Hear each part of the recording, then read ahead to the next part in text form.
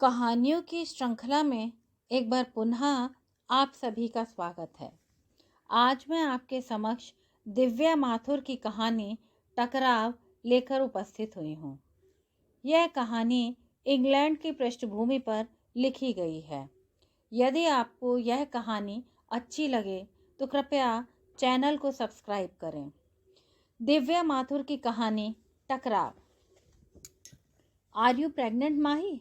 गुसलखाने से बाहर निकलते ही जेसन ने महिका से सीधे सीधे पूछ लिया।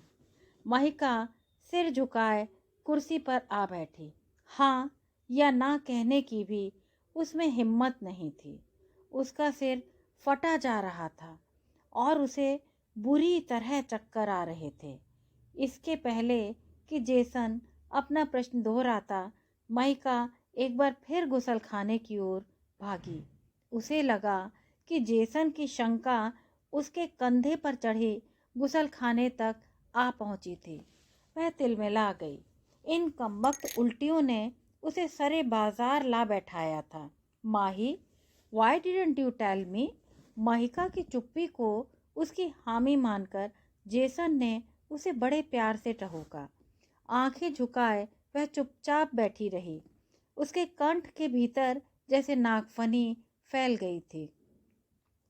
Let us consult doctor Jackson. Jason ने उसके कंधे पर हाथ रखते हुए कहा तो महिका छुई मुई के फूल की तरह सिमट गई। जेसन के प्रति उसकी वितृष्णा कहीं कम न हो जाए। जेसन उसकी पीठ सहलाने लगा तो महिका को लगा कि वह अब टूटी कि तब। उसके पलटने पर जेसन कहीं उसे सीने से ही न लगा ले। काश कि वह चिल्लाकर कह सकती, गेट लॉस्ट। महिका के सीने में गुस्से का एक गुब्बार उठा। फलों की टोकरी में रखी छुरी उसे अपनी ओर लालायित कर रही थी। कहीं वह जेसन की हत्या न कर दे। बात बनते बनते बिगड़ गई थी। उसके घर छोड़ने के फैसले का अब क्या होगा? आवेश में वह बालकोनी में आ खड़ी हुई और नीचे की ओर देखने लगी। अपने आप को उसने 7 मंजिल का सफ़र हवा में तय करते पाया। इससे पहले कि कोई ऐसी वारदात घटे, बनारस से आकर पिता उसे लिवा जाएं तो क्या ही अच्छा हो। किंतु फिर वही डर कि कहीं उसका वापस लौटना माँ और पिता के लिए अपमान का बायस न हो। भाई भाभी क्या कहेंगे? फिर वे यह कैसे स्वीकार कर ले कि वे सही थे? पिछले 8 महीनों में उसका अहंकार, आत्मसम्मान और आत्मबल चूर चूर हो चुका था। इन गोरों का क्या भरोसा माही? कौन जाने लंदन में कौन मेम इनका इंतज़ार कर रही हो। भाभी ने महिका को सावधान किया था। माही बेटे, एक बार और सोच समझ लें। पिता ने उसे प्यार से समझाया था। तू अभी 20 की भी तो नहीं हुई, जल्दी क्या है? माँ सचमुच ही घबराई हुई लगती थी। उन्हें न तो जेसन की कोई बात समझ आती थी और न ही उसकी बंदर की सी शक्ल जो मसालेदार खाना खाते ही लाल हो जाती थी। अनुवाद करते वक्त महिका जेसन की कई बातें छिपा लिया करती थी जो माँ और भाभी को तो क्या, माधव भैया और पिता को भी शायद नहीं पचती। जैसे कि लंदन में जेसन और उसके मित्र रोज पब जाते थे, जहाँ वे आधी आधी रात तक बैठे मदिरा पान करते थे, अथवा लीजा नामक युवती के साथ उसने 4 लंबे साल गुजारे थे। हालांकि वह स्वयं ईर्ष्या की शिकार थी, किंतु ये सारे तथ्य महिका ने केवल अपने तक ही सीमित रखे। यह सोचकर कि पश्चिम में रहने वाले लोगों के लिए ऐसी बातें आम होती हैं, वे ऑफ लाइफ ये सब घर वाले क्या समझेंगे। एक गोरे दोस्त के साथ घूमने की वजह से माधव भैया की इज्जत ज़रूर बढ़ गई थी और उन्हें महिका और जेसन के विवाह पर कतई ऐतराज़ न था। किंतु परिवार वाले माधव को ही दोष दे रहे थे कि वह जेसन को घर में रहने के लिए ना आमंत्रित करता और ना ही ये दिन देखने पड़ते। जेसन जो 1 महीने के लिए बनारस घूमने के लिए आया था, महिका से मिलने के बाद पूरे 4 महीने तक रुका रहा। वापस जाने की उसे कोई जल्दी नहीं थी, क्योंकि उसकी नौकरी तो छूट ही चुकी थी और मंदी की वजह से एक नई नौकरी का मिलना भी असंभव था। लंदन लौटकर वह निजी कारोबार शुरू करना चाहता था। लंदन में उसका अपना मकान था, जिसे उसने भारत भ्रमण पर निकलने से पहले किराए पर चढ़ा दिया था। आमदनी पाउंड्स में और खर्चा रुपयों में। फिर महिका की खुशी सबकी खुशी हो गई थी। कैसी धूमधाम से शादी की थी पिता ने उसकी। पूरे बनारस में तहलका मच गया था। कोई ऐसा समाचार पत्र अथवा पत्रिका न थी जिसमें उनके विवाह के चित्र न छपे हों। दूरदर्शन वालों ने तो अपनी पूरी टीम भेजी थी, क्योंकि मित्र की बेटी के विवाह पर मुख्यमंत्री स्वयं पधारे थे। उनके इशारे पर चमचमाती हुई सफ़ेद एम्बेसडर कारें मेहमानों को इधर से उधर घुमा रही थी। जेसन की बहन मार्गरेट और उसका पति रिचर्ड 1 हफ्ते पहले ही पहुंच गए थे।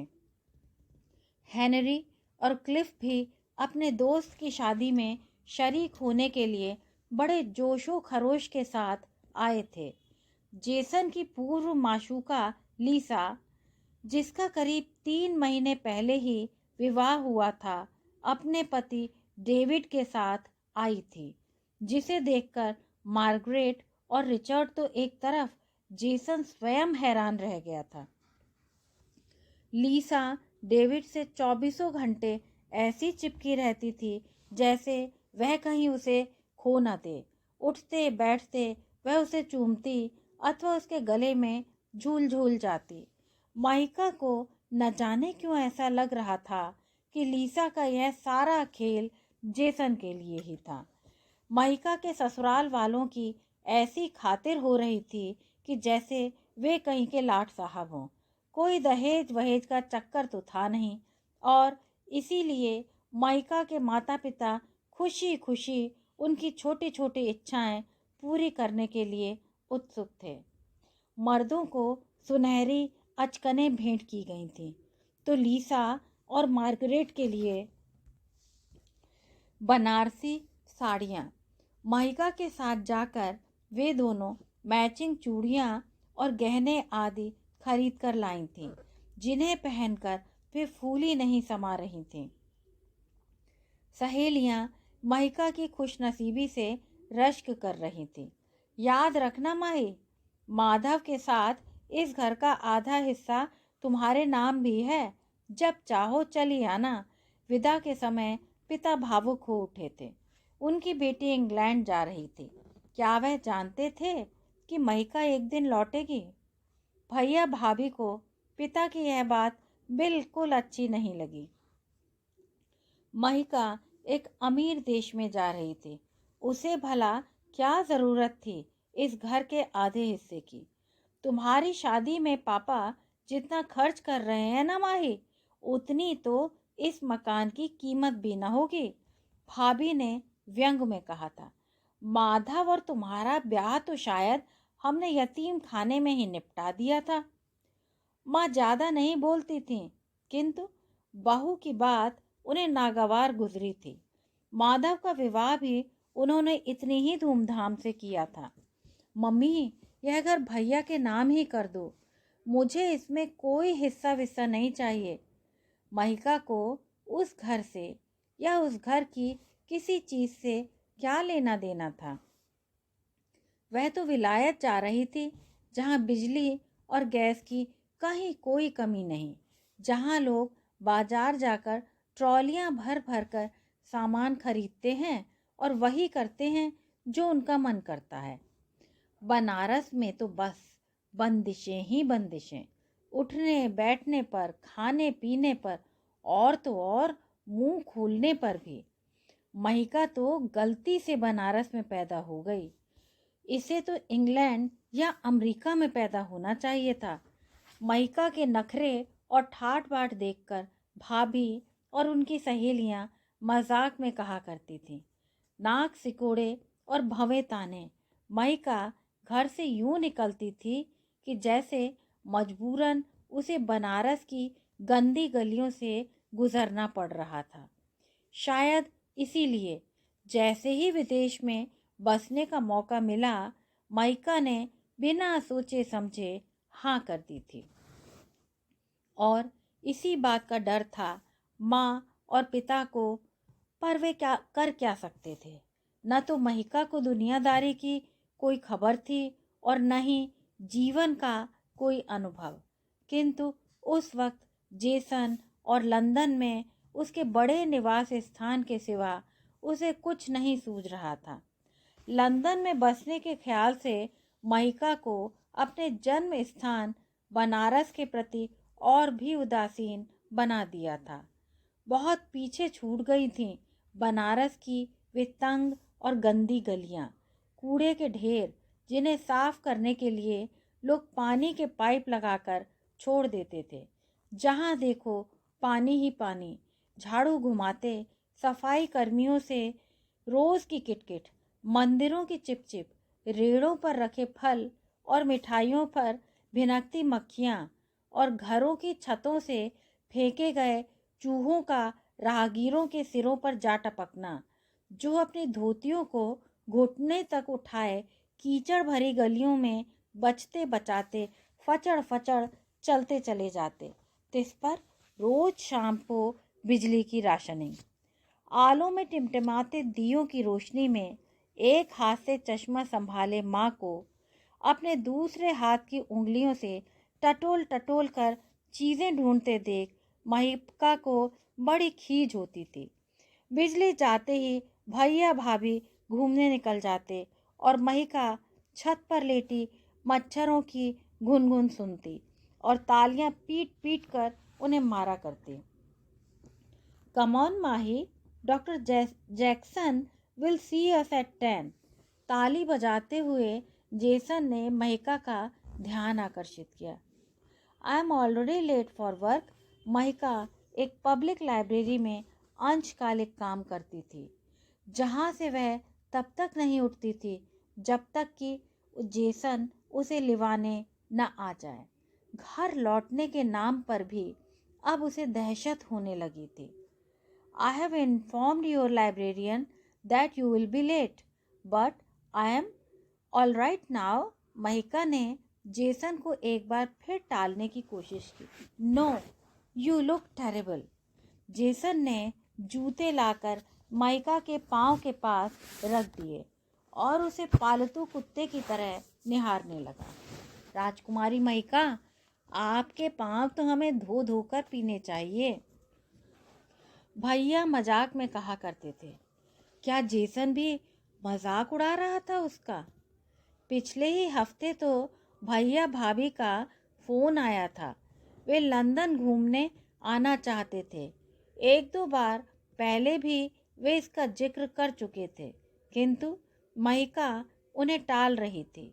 वह नहीं चाहती थी कि वे यहाँ आकर उनके घर का तमाशा देखें। बनारस में जेसन की माधव से खूब छनी थी, और छनती भी क्यों ना, माधव ने उस पर दिल खोल कर पैसा लौटाया था। किंतु उनके लंदन घूमने आने की बात सुनकर जेसन चुप लगा गया था। Aren't you late for work, Mahi? तभी लीसा ने बैठक के अंदर आते हुए पूछा। जब लीसा उसे माही कहकर बुलाती है तो महिका के तन बदन में आग लग जाती है। वह कौन होती है उसे माही कहकर पुकारने वाली? वह तो जेसन से भी कहने वाली है कि अब से वह उसे महिका कहकर ही पुकारा करे। Mahi is not feeling well, I am taking her to doctor Jackson, Jason ने लीसा को बताया। Oh no, what happen? Lisa ने उतावलेपन से पूछा। She has been vomiting, Jason ने जवाब दिया। तो लीसा ने महिका को एक पैनी दृष्टि से देखा। महिका को लगा कि जैसे लीसा उसका रोग पहचान गई थी। कल रात कहीं लीसा ने उसके खाने में जहर तो नहीं मिला दिया। कैसे ध्यानपूर्वक देख रही है लीसा उसके चेहरे को कि जैसे लक्षण पहचानने के प्रयत्न में हो। नहीं नहीं, वह ये खतरा मोल नहीं लेगी। उसे जेल थोड़े ही जाना है। Do you want me to come with you? पूछते हुए लीसा ने अपना पर्स उठा लिया। माइका ने सोचा कि हर काम में टांग अड़ाने को आतुर लीसा क्या उनके साथ अब डॉक्टर के पास भी जाएगी? Oh no Lisa, you better wait here, I am expecting a parcel. Lisa का चेहरा एक पल के लिए उतर गया था, पर उसकी मुस्कुराहट दूसरे ही पल लौट आई थी और एक बार फिर वह पूरे नियंत्रण में थी। Okay Mahi, you take care. Lisa ने बड़ी चिंतापूर्वक पूछा था। यह चिंता महिका के लिए नहीं थी। एक पल को लगा कि जैसे महिका का पांव ही नहीं अपितु उसका पलड़ा भी भारी हो गया हो। लीसा से छुटकारा पाने के लिए क्या महिका अपने गर्भ को हथियार बना सकती है? जेसन ने महिका को पकड़कर ऐसे उठाया कि जैसे वह एक नाजुक खिलौना हो जो छूने से भी टूट सकता था। लीसा तिरछी नज़र से उन दोनों को यूं देख रही थी कि जैसे छिपकली नाचते हुए मच्छरों को देखती है। जेसन और महिका के बाहर निकलते ही गर्वीली लीसा टूटी डाल सी सोफे पर आ गिरी। शायद यह समाचार उसके अंत की शुरुआत थी। उसका आत्मविश्वास हिल चुका था। जेसन और महिका के विवाह को अभी 2 महीने भी नहीं हुए थे कि एक दिन रोती धोती और डेविड को बुरा भला कहती हुई लीसा उनके अपार्टमेंट में आ टपकी थी। माइका को लगा था कि लीसा का रोना धोना सब जेसन की खातिर ही था। जेसन की एक बहुत बड़ी कमजोरी थी लीसा। उस दिन के बाद उसने लीसा को कभी बिखरते नहीं देखा था। डेविड से उसकी सुलह करवाने के लिए जेसन ने बहुत प्रयत्न किए, किंतु सब बेकार। डेविड ने भी साफ साफ कह दिया था कि लीसा उसे नहीं किसी और को चाहती थी। जेसन और महिका दोनों जानते थे कि डेविड का इशारा किसकी तरफ था। लीसा की माँ की ही सिफारिश पर महिका को स्थानीय लाइब्रेरी में पार्ट टाइम नौकरी मिल गई। महिका कश्मकश में पड़ गई, किंतु यह सोचकर कि घर में रहते हुए ही वह कौन सा उन दोनों पर नज़र रख पाई थी, उसने नौकरी शुरू कर दी। सौतिया डाह से उबरने के लिए महिका ने खुद को किताबों में डुबो लिया, तो उधर जेसन को अपने प्रेम पाश में फांस कर लीसा उसके घर की स्वामिनी बन बैठी। महिका को लगने लगा था कि जैसे कबाब में हड्डी वह स्वयं थी। कहने को तो लीसा अपने माँ के साथ ग्रीन पार्क में रहने लगी थी, किंतु जेसन के बिजनेस उसके दफ्तर घर के बाहर वाली बैठक में ही खोल लिया गया था। उसमें हाथ बटाने के बहाने लीसा 16 घंटे उनके घर पर ही टिकी रहती थी। Call me if you need me. जाते जाते लीसा ने उन्हें एक बार फिर टोका। मनहूस कहीं की। अचानक महिका का डर फिर लौट आया। जेसन के बच्चे को जन्म देगी महिका और पालेगी लीसा। वही तो संभालती है सब कुछ इस घर में। बिना किसी परिश्रम के लीसा उसके बच्चे की माँ बन जाएगी। महिका फिर अकेली की अकेली। उसे नहीं चाहिए बच्चा। लीसा को बच्चा चाहिए तो अपना बच्चा पैदा करे। महिका बेकार में ही परेशान हो रही है। हो सकता है कि उसकी तबीयत किसी और वजह से खराब हो। कितना अच्छा हो कि डॉक्टर उन्हें बताए कि उसके पेट में कैंसर है। Wait a minute, I forgot my wallet. Mahika को कार में बिठाकर जेसन वापस घर की ओर दौड़ा। महिका जानती थी कि वह किसी बहाने से घर वापस जाएगा। निकलने से पहले वह जल्दी में लीसा को चुंबन देना जो भूल गया था। सॉरी डार्लिंग कहता हुआ जेसन लीसा को आलिंगन में लिए चूम रहा होगा और सरपण लता सी लीसा जेसन के बदन पर फैल जाने के प्रयत्न में लगी होगी। महिका को लगा कि जैसे जीती हुई बाजी वह एक बार फिर हार गई थी। यहाँ रहेगी तो उसे यूं ही खून के घूंट पी पी कर जीना होगा। Not now darling, my is waiting in the car. Jason उठने का प्रयास कर रहा होगा, किंतु लीसा उसकी कमीज के बटन खोलते हुए कह रही होगी कि उसकी लिप्सा तृप्त किए बगैर वह कहीं नहीं जाएगा। कार में बैठी बैठी बस यही सब सोच रही थी महिका। इस दौरान सदियां गुजरती चली गईं। न जाने कितनी बार भोग चुकी होगी जेसन को। अब तक लीसा कार चलाकर उसे कहीं दूर निकल जाना चाहिए, किंतु वह जाए तो कहाँ जाए? पुलिस उसे जल्दी ही खोज लेगी। कार को सामने वाली दीवार में ठोक दे तो कैसा रहे? दुर्घटना में मृत्यु हो जाएगी तो वह सब झंझटों से मुक्त हो जाएगी, किंतु उसके पेट में पल रहे बच्चे का क्या होगा? एकाएक प्रसन्न होते हुए महिका ने सोचा कि क्यों न वह बनारस लौट कर ही अपने बच्चे को जन्म दे, जेसन और लीसा से दूर। भैया भाभी के अभी कोई संतान भी नहीं है, वे अवश्य बहुत प्रसन्न हो जाएंगे, किंतु घर की याद आते ही महिका एक बार फिर निढाल हो गई। इस हालत में पीहर लौटेगी तो क्या कहेंगे सब? एक बार माँ ने कहा था कि लड़की के दामन पर लगा बदनामी का दाग कभी नहीं धुलता। Let's go. जेसन लौट आया था। क्या गुल खिलाकर लौटा था। तिरछी नज़र से महिका ने ऊपर से नीचे तक जेसन का मुआयना किया।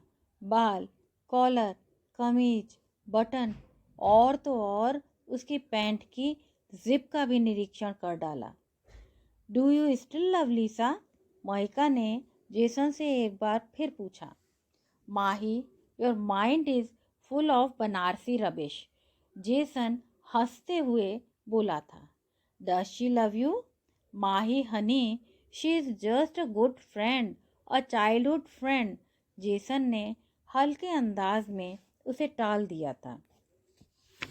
महिका को कभी कभी लगता कि वह शेल्फ में रखी एक ट्रॉफी भर है, जिसे रोज झाड़ पोंछ कर वापस सजा दिया जाता है। काश कि यह सच होता, किंतु जेसन उसका पूरा ध्यान रखता है। अपनी पत्नी की तरह सबसे परिचय कराता है।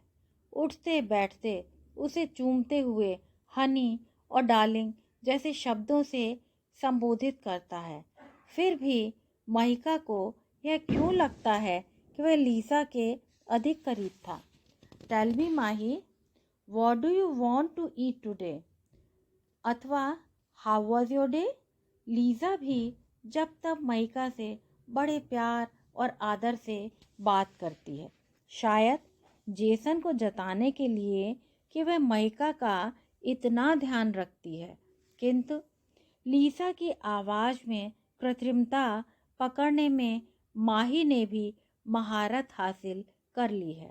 एनीथिंग, हमेशा की तरह महिका उसे टाल जाती है, जबकि लीसा के पकाए लैम, पोर्क अथवा चिकन रोस्ट खाते खाते वह ऊब चुकी है।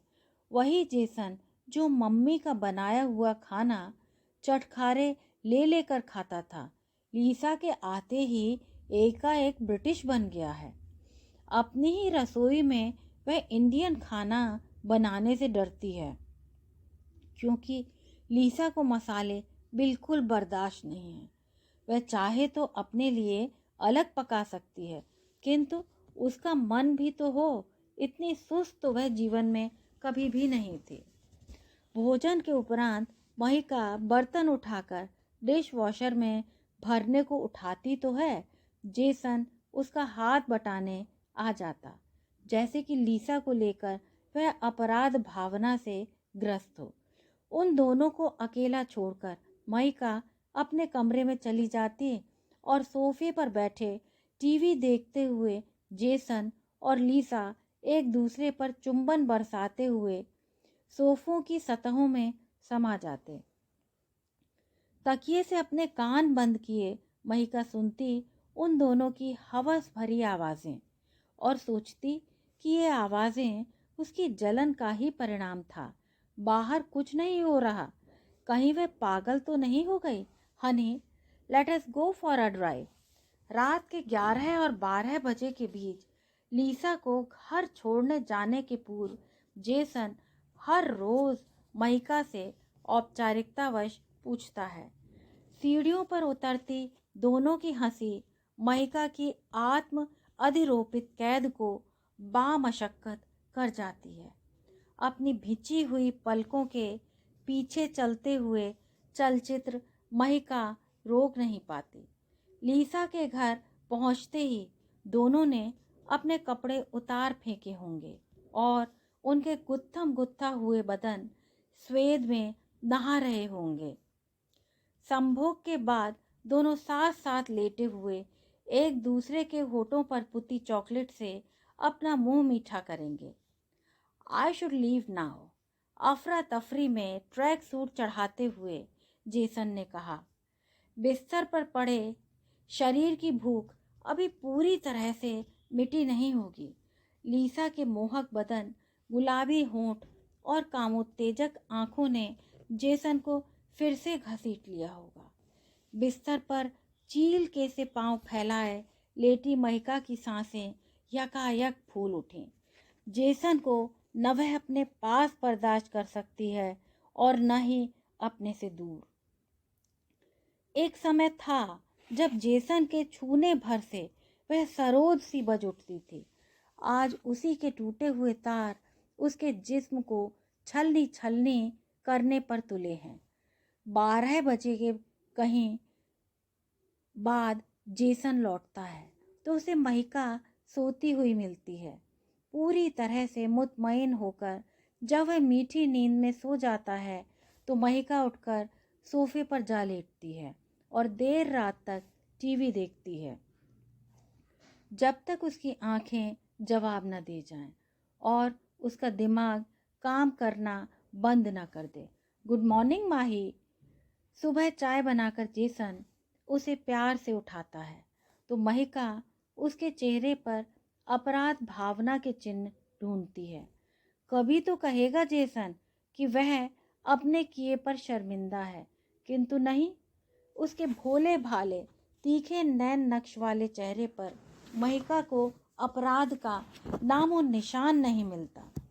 उसके गुसल खाने में घुसते ही दूध की बोतल उठाए लीसा आ धमकती है और नाश्ते की तैयारी में यूं जुट जाती है कि जैसे गृह स्वामिनी वही हो। वैसे भी महिका के लाइब्रेरी जाने के बाद उन्हें कहाँ समय मिलेगा नाश्ते पानी का। घर की देखरेख के अलावा लीसा को जेसन की टाइपिंग और फाइलिंग करनी पड़ती है।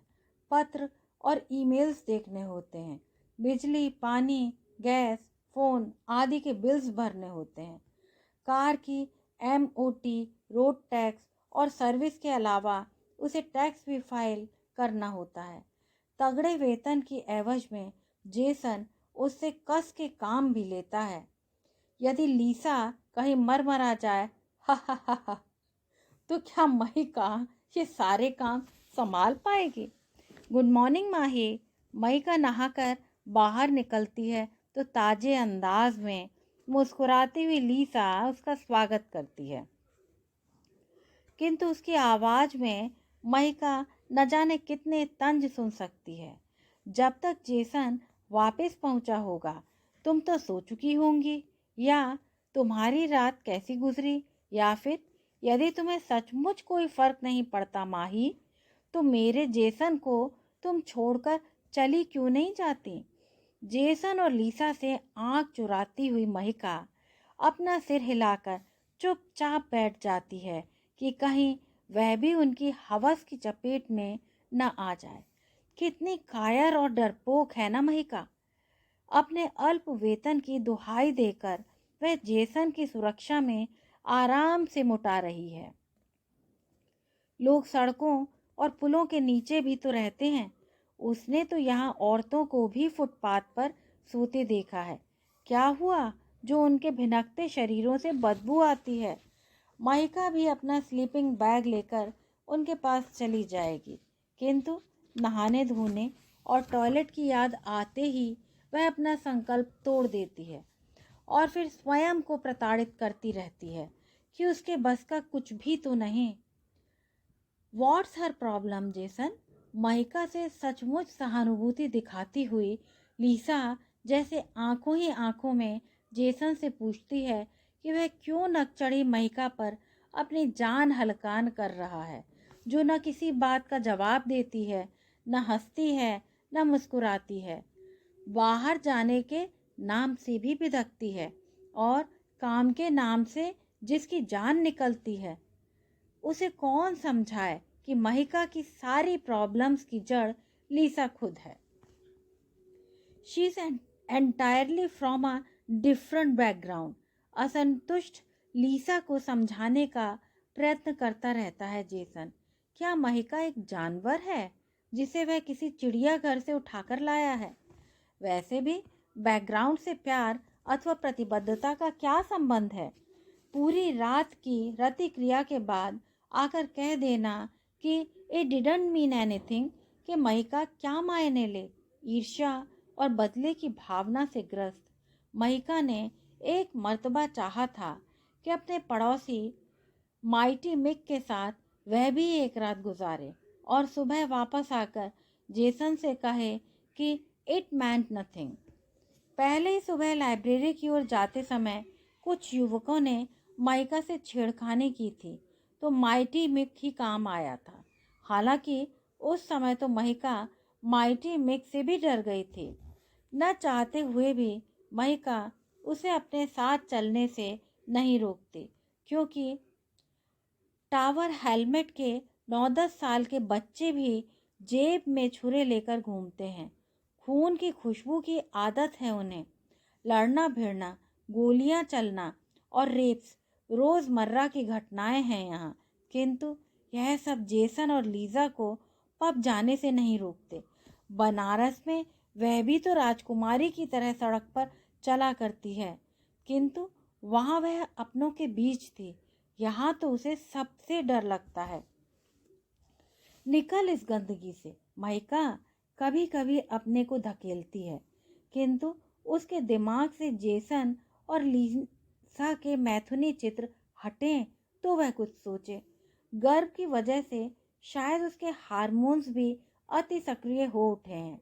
फिर वह सोचती है कि यह सब तो बहाने हैं। असल में वह पैदाइशी बिगड़ी हुई और सिर चढ़ी लड़की है जिसे सब कुछ चाहिए बिना किसी प्रयास के। भैया इतना भी न सिर चढ़ाओ छोकरी को, ससुराल में जाके दब के रहना होगा इसे। वहाँ तुम्हारी पुच्छ पुच्छ काम नहीं आएगी, बुआ कहा करती थी पापा से। क्या सचमुच वह जेसन की कीमत नहीं समझती? क्यों जेसन की एकमात्र मित्र को भी वह बर्दाश्त नहीं कर पाती? Lisa really is a nice girl, why don't you like her Mahi? Jason ने एक बार पूछा था महिका से। Why didn't you marry her then? Mahika का प्रश्न था। Because I was destined to marry you honey. Can't you be friendly with her for my sake? Jason मनुहार पे उतर आता है। हाँ, यह डेस्टिनी ही तो थी जिसने महिका को इस बेगैरत जगह पर ला पटका था और बेचारे डेविड को भुगतना पड़ा था लीसा की डाह का परिणाम। लीसा ने डेविड से विवाह भी शायद जेसन को सबक सिखाने के लिए ही किया होगा। लीसा को छोड़कर वह भारत जो चला गया था। Give them a little privacy लीसा।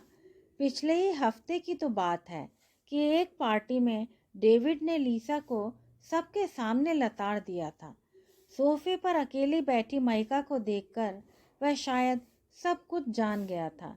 Don't patronise मी। लीसा बिगड़ उठी थी। महिका को वह ऐसे घूर रही थी कि जैसे कच्चा चबा जाएगी, जबकि शिकायत करना तो दूर, महिका ने डेविड से इस विषय पर बात तक नहीं की थी।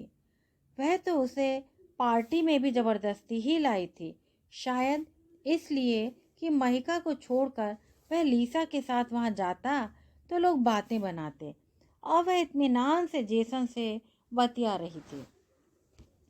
Do something before it is too late, David ने लीसा और जेसन को सुनाते हुए महिका को सावधान किया तो सबसे आंखें चुराती हुई लीसा बार स्टूल पर जा बैठी। Why people don't believe in live and let live is beyond me, कहता हुआ जेसन महिका के पास आ बैठा था। लीसा के डोंट पैट्रोनाइज मी से महिका को याद आया कि स्वयं लीसा उसे कैसे कैसे पैट्रोनाइज करती रहती है। महिका की बात समझते हुए भी लीसा ढोंग रजाती है कि उसे कुछ समझ में नहीं आया, और शब्दों को चबा चबा कर वह महिका से बात किया करती है जैसे महिका की अंग्रेजी कमज़ोर हो। फिर एक दिन महिका को मिल ही गया था वह सबूत जिसकी तलाश में वह दिन रात एक किए थी। लाइब्रेरी के लिए निकली ही थी कि सामने के फ्लैट में रहने वाली मिसेस हार्डी ने उसे आवाज़ दी। गठिए की वजह से उनकी कलाइयाँ बेकार हो चुकी थीं, और जब तब वह जेसन अथवा महिका से मुरब्बे की बोतलें अथवा कैंस खुलवाया करती थीं। इससे पहले कि मिसेस हार्डी न खत्म होने वाली कोई बात ले बैठें, जल्दी से कैन खोलकर महिका लिफ्ट की ओर बढ़ी तो देखा कि उसके अपने घर का दरवाज़ा उघड़ा हुआ था। यह सोचकर कि शायद वह दरवाज़ा बंद करना भूल गई थी, महिका ने दरवाजे का हैंडल खींचकर बंद करने के लिए हाथ बढ़ाया ही था कि उसे अंदर से आती हुई संभ्रमित आवाज़ें सुनाई दी। दबे पांव वह गलियारे में पहुंची तो उसने दरवाजे की ओट से कारपेट पर दो नंगे शरीरों को गुत्थम गुत्था देखा। जड़ हो गई। न जाने कब तक वह जेसन और लीसा की न खत्म होने वाली लिप्सा का खेल देखती रही। जेसन का चेहरा दूसरी ओर था, किंतु लीसा ने उसे देख लिया था। Come on Mahi, let me see what you can do, Lisa ने आंखों ही आंखों में महिका को ललकारा था। महिका के दिमाग में एक साथ कई बवंडर बरपा गए थे। वह छत से कूदकर जान दे देने की सोच ही रही थी कि उसे लगा कि मरने से पहले उसे इन दोनों को सज़ा ज़रूर देनी होगी। दरवाजे के बंद होने की आहट से जेसन को सुध आई। माही, इज दैट यू? जब तक बिखरा बिखरा सा जेसन दरवाजे तक पहुंचा, लिफ्ट का दरवाज़ा बंद हो चुका था। पापा प्लीज़ मुझे ले जाओ यहाँ से, महिका अपने मोबाइल पर पिता के नंबर का बटन दबाते दबाते रुक गई थी। इस बार वह पापा को दिक्कत नहीं देना चाहती। यह मामला वह नहीं सुलझा पाएंगे। अपने घुटी हुई हिचकियों की वजह से वह सांस भी नहीं ले पा रही थी। महिका ने अपना फ़ोन स्विच ऑफ कर दिया क्योंकि जेसन उसे बराबर फ़ोन किए चला जा रहा था। You are late Mica, Mighty Mick जो कैफ़े के बाहर खड़ा उसका इंतज़ार कर रहा था, उसे रोते हुए देखकर परेशान हो गया। सड़क पर रोती हुई महिका को देखकर कई लोग ठिठक गए थे। माइटी मिक उसे कैफ़े के अंदर ले गया और कोने में रखी हुई एक कुर्सी पर उसे बिठाकर वह उसके लिए झटपट पानी ले आया, जिसे पीकर महिका की रुलाई रुकी। I will kill those bastards, Mighty में गुस्से से बोला था। यदि वह उनका राज जानता था तो शायद पूरा मोहल्ला ही जानता होगा। Mica, you can stay with me if you like. और माइटी मिक ने उसे सांत्वना देते हुए कहा, I can take to you counsel. They will rehab you.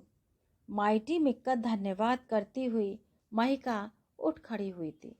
वह क्या नहीं जानती कि काउंसिल द्वारा उपलब्ध कराए गए मकानों में कौन रहता है। आसमान से गिरकर वह खजूर में अटकना नहीं चाहती। माइटी मिक ही कौन सा दूध का धुलाया है। लाइब्रेरी पहुंची तो लाइब्रेरियन ने उसे बताया कि जेसन के कई फ़ोन आ चुके थे। उसकी सूजी हुई आंखें देखकर उसने महिका से घर लौटने का अनुरोध किया, जिसे नकारते हुए वह अपने डेस्क पर जा बैठी और तभी उठी जब जेसन उसे लेने आ पहुंचा। उसने सोचा था कि सुबह की उस घटना के बाद शायद जेसन शर्मिंदा हो और उसे लेने ही ना आए। You are my only love Mahi, Lisa is just a physical need. Mahika के कार में बैठते ही जेसन शुरू हो गया था। होंठ भींचे वह खिड़की के बाहर देखती रही। माइटी मिक कैफ़े के बाहर खड़ा उन्हें निहार रहा था। कितना अच्छा हो कि वह जेसन और लीसा की हत्या कर दे, फिर वह पूरी तरह से स्वतंत्र हो जाएगी। Jason and I are so used to each other Mahi, we grew up together.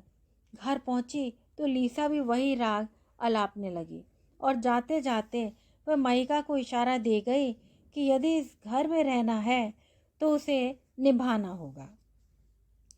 यदि जेसन उसे दरवाज़ा दिखा भी दे तो माइटी मिक तो है ही जो उसकी मदद को तैयार है, किंतु फिर भी न जाने क्यों उसके मन से भय नहीं निकलता, उसके कदम नहीं उठते। क्यों उसमें डिवोर्स मांगने की हिम्मत नहीं है? क्या आड़े आ रहा है? माँ के उपदेश, परंपराएं, भारतीय स्त्री के jeans? Darling, it won't happen again, I promise you. Jason को क्या पड़ी है कि वह महिका के नखरे उठाए। अंधेरा होते होते महिका की चुप्पी से आक्रांत जेसन आखिर कह ही उठा कि लीसा से उसके संबंध के लिए महिका का ठंडापन और रुखाई ही उत्तरदायी थे। क्या वह ठीक ही कह रहा था? Let us start again, we were so happy in Benares, what happened? Mahika की चुप्पी से झुंझलाया हुआ जेसन बातें बना रहा है। वह उसे छोड़ क्यों नहीं देता? महिका ने तो सुना था कि विदेश में छोटी छोटी बातों पर लोग तलाक दे देते हैं। If you want I can ask Lisa to leave, but it was not her fault. पल पल में नर्म और गर्म पड़ते जेसन ने आखिर लीसा को भी दांव पर लगा ही दिया था। जेसन शायद लीसा को छोड़ भी दे, पर क्या लीसा उसे छोड़ देगी? पिछले हफ्ते की तो बात है, टीवी पर बहुविवाह प्रथा पर एक कार्यक्रम आ रहा था जो एक अमेरिकन व्यक्ति की 12 पत्नियों और उनके बच्चों पर आधारित था। क्या यह गैरकानूनी नहीं है? हैरानी में महिका के मुंह से निकल गया था, what's is legitimate Mica? Lisa को हिंदी बिल्कुल नहीं आती थी, किंतु महिका की बात वह समझ गई थी। महिका को लगा कि यह सुरसा राक्षसनी की तरह लीसा उसे समूचा निगलने के प्रयत्न में थी। अति लघु रूप पवनसुत कीना की तरह वह सिमटती चली गई, किंतु लीसा के कनक भूधराधर शरीरा के सामने उसकी तो वैसे ही कोई हस्ती नहीं थी। Polygamy is prevalent all over the world, Jason ने भी टिप्पणी की थी। महिका के दिमाग में आया था कि मुसलमानों के भी तो होती हैं 2-2 3-3 बीवियां, वे कैसे इकट्ठा रहती हैं? छी छी छी। यदि ऐसा पसंद नहीं है तो वह कोई और कदम क्यों नहीं उठाती, डरपोक कहीं की। महिका उस रस्सी पर संतुलन बनाए खड़ी थी जिसके सिरे संभाल रखे थे लीसा और जेसन ने, जिनके इर्द गिर्द खड़े थे हाथों में तमंचे और बंदूकें लिए टॉवर हैमलेट के शोर मचाते तमाशाई। जेसन चिल्ला चिल्ला कर लीसा को सावधान कर रहा था कि वह रस्सी को मजबूती से पकड़े, और गुस्से में भरी लीसा जेसन को घूर रही थी कि जैसे कह रही हो कि यह मुसीबत वह अपने गले में क्यों पाल रहा था। अपनी ही एक चूक से महिका का पांव यकायक रस्सी पर से फिसला और वह एक गर्त रेत में गिरती चली गई। कुछ होश आया तो देखा कि उसके पिता उसका सिर सहला रहे थे। हमारी सुनी होती तो आज ये दिन नहीं देखने पड़ते, आंचल से आंसू पोंछती हुई माँ कह रही थी। बिरादरी में तुमने हमें मुंह दिखाने लायक नहीं छोड़ा, भैया बोले। बनारस आने की क्या जरूरत थी इन्हें, वहीं कुछ कर करा लेती। महिका के बड़े पेट की ओर देखते हुए भाभी कह रही थी। पसीने में नहाई महिका एकाएक उछल कर बिस्तर पर बैठ गई। उसका सिर फटा जा रहा था। What happened, Mahi? You had a nightmare? Mahika को गले से लगाए जेसन उसे तसल्ली दे रहा था। शायद वह अब भी एक लंबे दुस्वप्न से गुजर रही हो। उसकी कोई शादी वादी नहीं हुई है, वह भी एक गोरे से। हाँ, नींद खुलेगी तो वह बनारस में अपने माँ पिता के साथ बैठी होगी। भैया उसे उस बात पर छेड़ रहे होंगे, जरूर दुस्वप्न ही होगा। महिका के साथ भला इतना बुरा कैसे हो सकता है? महिका के दिमाग में जेसन और लीसा के कामुक आखेट स्वतः रिवाइंड होते रहते हैं। अब तो वे अपनी जिस्मानी मुफलिसी छिपाने की भी कोशिश नहीं करते कि जैसे अच्छा ही हुआ कि महिका जान गई, और यह कि उसे मंजूर ही होंगे उनके अवैध संबंध कि वह कुछ नहीं कहती। ऐसे घुन्नी बने बैठे रहने से कब तक काम चलेगा? यह कोई बनारस थोड़े ही है कि उसके एक ठुनकने भर से सब काम हो जाएंगे। कॉन्ग्रेचुलेशंस, डॉक्टर जैक्सन ने उन्हें खुशखबरी दी तो जेसन ने महिका को आलिंगन में लेकर उसका माथा चूम लिया। क्या वह सचमुच प्रसन्न है या फिर डॉक्टर के सामने औपचारिकता निभा रहा है? इन दोनों की भोली भाली मुस्कुराहट के पीछे क्या छिपा हो, कौन जाने। महिका को संभाल कर उठाते हुए वह कार तक उसे ऐसे लाया कि जैसे वह मिट्टी का खिलौना हो। Guess what, Lisa, Mica is pregnant. Car में बैठते ही जेसन ने चहकते हुए लीजा को मोबाइल फोन पर बताया, किंतु उधर से कोई आवाज नहीं आई। क्या जेसन को इस समय भी लीसा की ही स्वीकृति की फिक्र है? जेसन के इस अस्थिर व्यवहार से माइका और भी परेशान हो गई। You want to congratulate Mahi? Jason ने पूछा। I am happy for you Mahi, take care. Lisa की सपाट और ठंडी आवाज़ सुनकर न जाने क्यों महिका का दिल बैठ गया। लीसा की आवाज़ में आज पहली बार उसे कोई कृत्रिमता सुनाई नहीं दी। Honey, we will invite Madhav and Bobby at the time of your delivery. 1000 बार समझाने के बाद जेसन अब तक माधव को मैधव और भाभी को बाबी कहकर ही पुकारता है। अपने पिता बनने की खबर सुनकर जेसन शायद सचमुच उत्तेजित है। भैया भाभी को बुलाने के लिए भी राजी है। क्या वह एक अच्छा पिता साबित होगा? क्या वह स्वयं एक अच्छी माँ बन पाएगी? शायद नहीं। उससे तो कुछ नहीं हो पाएगा, कुछ भी तो नहीं। Mahi, let us celebrate our good news. घर के नज़दीक पहुँचे तो जेसन बोला। माइका की चुप्पी को उसकी हाँ समझता है जेसन। सेलिब्रेट के मायने यह हैं कि उन दोनों को शराब पीने का एक मौका मिल जाएगा। लाल शराब से भरे जाम टकराएंगे संतरे के रस से भरे गिलास के साथ। Lisa will be dilated, I am sure. Jason का एकालाप जारी था। क्या सचमुच जेसन का झुकाव महिका की ओर बढ़ जाएगा तो भला लीजा क्यों खुश होगी? भावी संतान की खातिर शायद एक दिन उसे जेसन को छोड़ना भी पड़े। लीजा के डिलाइटेड होने की बात माइका को समझ में नहीं आई। फिर एकाएक माइका का सीना चाक हो गया। जेसन और लीजा ने 4 लंबे वर्ष साथ गुजारे थे। इस दौरान उनके कोई संतान क्यों नहीं हुई? क्या लीजा में कोई खराबी है? ओह, एक बच्चे की खातिर क्या वे माइका का इस्तेमाल कर रहे हैं? चाहे वे उसे बेवकूफ़ न भी बना रहे हों, उसके बच्चे को पालेंगे तो वे दोनों ही। माइका तो बस देखा करेगी कि कैसे लीजा उसके बच्चे को नहलाती है, तैयार करती है, खरीदारी से लेकर भोजन पकाने तक सब काम लीजा करती है। रात को प्रेम में बिठाकर वे दोनों उसके बच्चे को घुमाने ले जाएंगे। यह लीजा तो एक दिन उसकी जान लेकर ही रहेगी। एक के ऊपर दूसरी, दूसरी पर तीसरी, डर और डाह की न जाने कितनी परतें महिका के दिमाग में चढ़ती चली जा रही हैं। एकाएक महिका का मन हुआ कि चलती हुई कार का दरवाजा खोलकर कूद जाए। न होगा बांस, न बजेगी बांसुरी। शायद जिंदगी भर न उबर पाए लीजा और जेसन इस सदमे से। यही होगी इन दोनों की उचित सजा। उसे बचाने की खातिर जेसन भी कूद पड़े और गंभीर रूप से घायल हो जाए तो क्या जीवन भर देखभाल करेगी लीजा लंगड़े लूले जेसन की? जेसन के सिर में दर्द भी हो जाए तो लीसा का चेहरा देखने लायक होता है। कभी वह जेसन की माँ बन जाती है तो कभी प्रेयसी।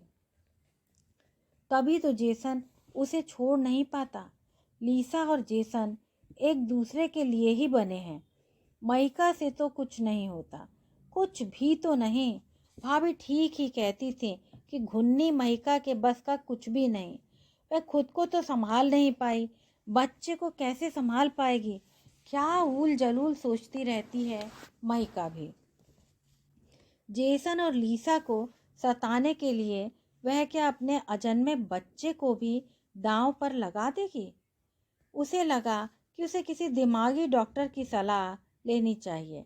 यह सारा फितूर उसके अपने ही दिमाग में है। जेसन और लीसा उसका भला ही चाहते हैं। उन्हें दुखी देखने के लिए वह खुद दुख उठा रही है। अपने बच्चे को लीसा और जेसन को देकर वह उनके रास्ते से सदा के लिए हट जाएगी। वे दोनों उसे कहीं अच्छी तरह पालेंगे। महिका से स्वयं तो वैसे भी कुछ नहीं होगा। लगा कि पुराने घाव पर किसी ने एकाएक मरहम रख दिया हो। अपनी इमारत के कार पार्क में घुसने के लिए जेसन ने कार को बाएं मोड़ा ही था कि देखा कि धूसर और गीली सड़क के बीचों बीच सफ़ेद चाक से किसी व्यक्ति का एक खाका खींचा गया था, जिसके हाथ पांव मुड़ी तुड़ी अवस्था में थे। खासी भीड़ जमा थी, जिनसे पुलिस पूछताछ कर रही थी। तभी काले बैग में लिपटी एक लाश को स्ट्रेचर पर उठाए दो लोग एम्बुलेंस की तरफ लाए। जेसन और महिका कार से उतरे ही थे कि लोग उन्हें घेर कर खड़े हो गए। Did you know Lisa? एक पुलिस वाला उनसे पूछ रहा था। यदि आपको यह कहानी अच्छी लगी हो तो कृपया मेरे चैनल को लाइक, शेयर और सब्सक्राइब अवश्य करें। धन्यवाद।